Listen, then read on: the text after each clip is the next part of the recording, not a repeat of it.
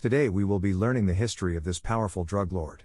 Rafael Caro Quintero was one of the first drug traffickers to reach the international spotlight, due to the power he amassed over time, since the 70s. This drug trafficker was responsible for distributing an exuberant amount of drugs, mainly marijuana, which he revolutionized, when he created a new strain called sin semilla, or seedless. This person was one of the founders of the first Mexican cartel, the Guadalajara cartel, which was the most powerful group in the 80s. Rafael Caro Quintero was known as R1 or the number 1. He was one of the people responsible for the torture and murder of DEA agent Enrique Kiki Camarena. The origins of this powerful figure go back to when Rafael Caro Quintero was born on October 3, of 1952, in the small community of La Noria, Badiraguato, Sinaloa. Rafael was born to his parents, Emilio Caro and Hermelinda Quintero. Rafael was the oldest of his 11 siblings, growing up in poverty. His father Emilio was a cattle rancher, but his life drastically changed when his father passed away when he was 14 years old. This prompted Rafael to drop out of school, to work and take care of his family. He began farming, mainly growing beans and corn to make ends meet and feed his family. At age 16, he went to work in Caborca, Sonora, as a cattle rancher for 2 years, until he moved back to Sinaloa at age 18, to work as a truck driver. He began driving trucks from Culiacan, Sinaloa, to cities in Chihuahua and Sonora.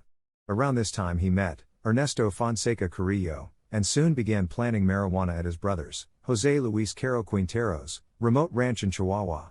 Rafael was new to growing marijuana, resulting in him growing bad marijuana.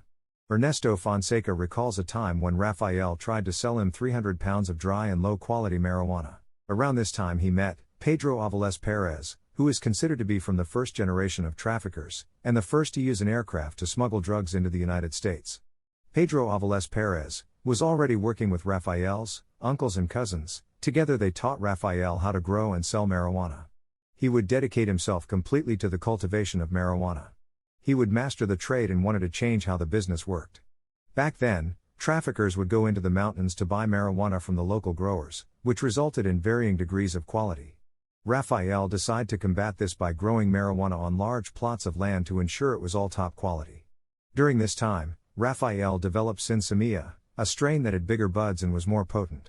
He developed it by separating male plants, as soon as they were known to be male, in order to avoid pollination of the female pot plant. This earned Rafael large amounts of money, but soon he ran into trouble. In the year 1977, the Mexican government launched Operation Condor, sending thousands of soldiers into the Golden Triangle, to destroy marijuana and poppy plants. The raids mostly targeted independent traffickers and farmers.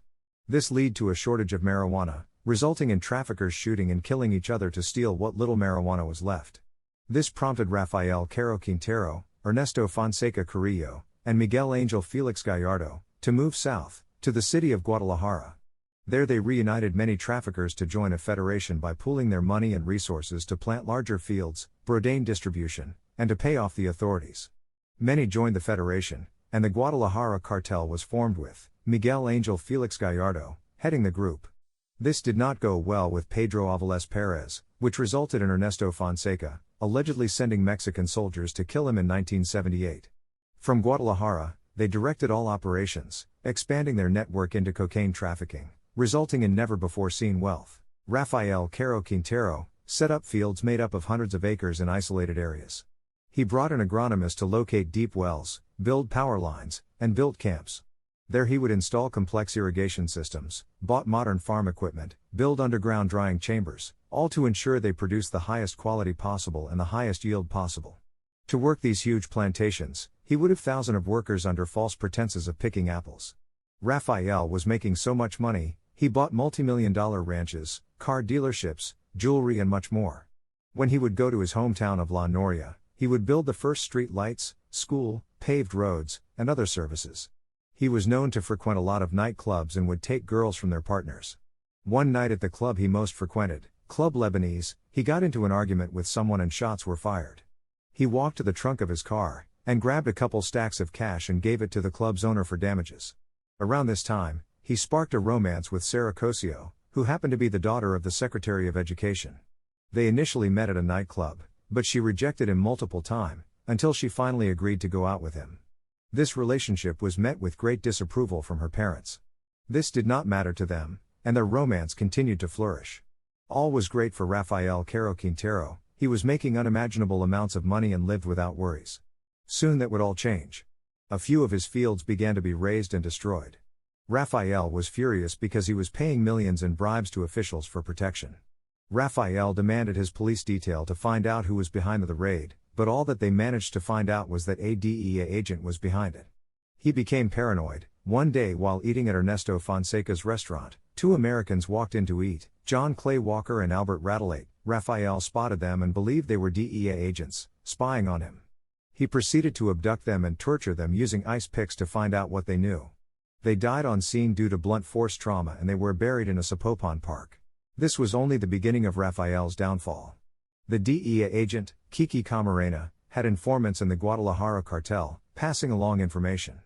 Kiki Camarena was alerted about a huge marijuana plantation, located somewhere in Chihuahua. This led to Camarena, working with pilot, Alfredo Zavala, and they went in search of the plantation. On November of 1984, a raid was launched at El Rancho, El Buffalo, in Chihuahua. 450 soldiers were sent to raid a plantation of 2,500 acres of marijuana. The raid resulted in 15,000 metric tons of marijuana being destroyed, 1/3 of the United States supply, costing the Guadalajara billions of dollars. This did not only infuriate Rafael Caro Quintero, but it also infuriated members of the Guadalajara cartel and corrupt officials. Days later it was revealed that the person behind the raid was Kiki Camarena. Rafael and a couple of officials decided to kidnap Kiki Camarena, to interrogate him, and find out everything he knew. On February 7 of 1985, two officers flashed DFS badges and kidnapped Camarena. They took him to a house located on 881 Lope de Vega Street, in Guadalajara.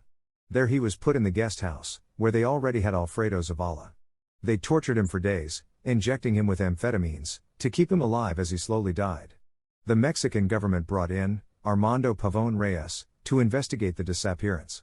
Soon it became clear that it was Rafael Caro Quintero who was behind the kidnapping. Sometime later, Pavón Reyes was alerted about armed men guarding a jet. When they arrived, they had a brief standoff. Pavón approached the man giving orders.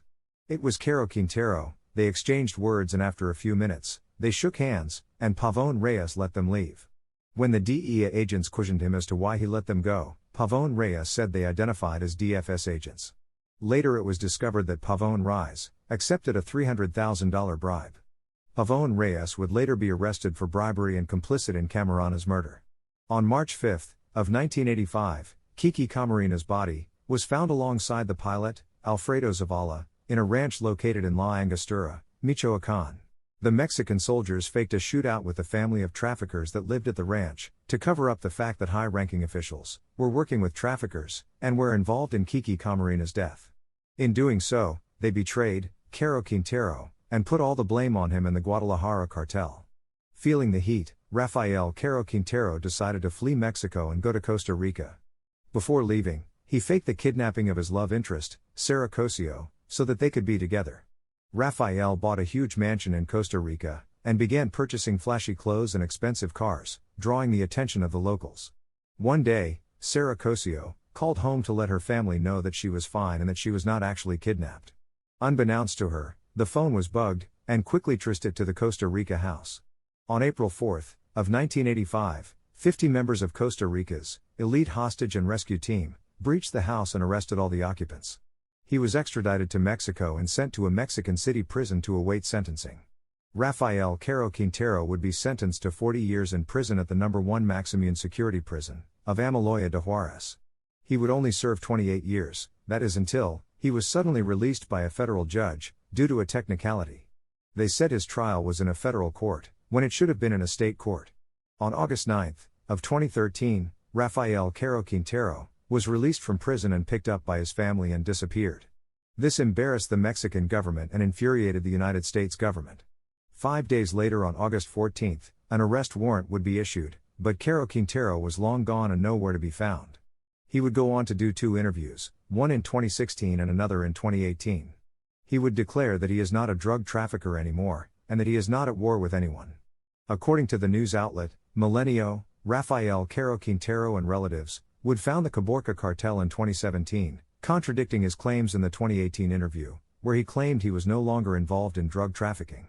He managed to evade capture for 9 years, until his recapture on July 15, 2022. The Mexican Navy launched the operation in Schwa, Sinaloa. Ultimately locating Caro Quintero, after a Navy K-9, found him hiding in a bush.